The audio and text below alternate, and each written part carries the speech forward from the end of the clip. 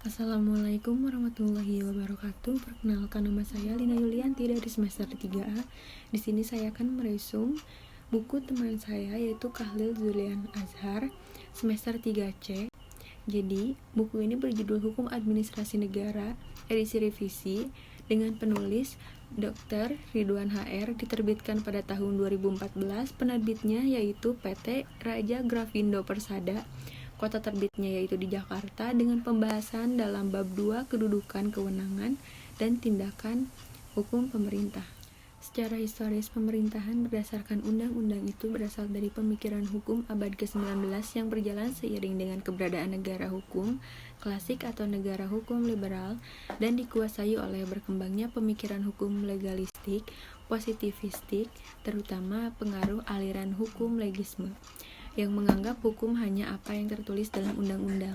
Di luar undang-undang dianggap tidak ada hukum atau bukan hukum.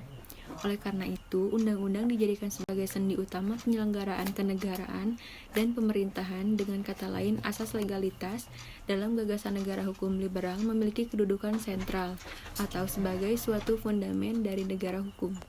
Secara normatif, prinsip setiap tindakan pemerintah harus berdasarkan peraturan perundang-undangan atau berdasarkan kewenangan ini dianut di setiap negara hukum. Namun dalam praktiknya, penerapan prinsip ini berbeda-beda antara satu negara dengan negara lain. Ada negara yang begitu ketat berpegang pada prinsip ini, namun ada pula negara yang tidak begitu ketat menerapkannya. Artinya, untuk hal-hal atau tindakan-tindakan pemerintah yang tidak begitu fundamental, penerapan prinsip tersebut dapat diabaikan. Asas legalitas berkaitan erat dengan gagasan demokrasi dan gagasan negara hukum.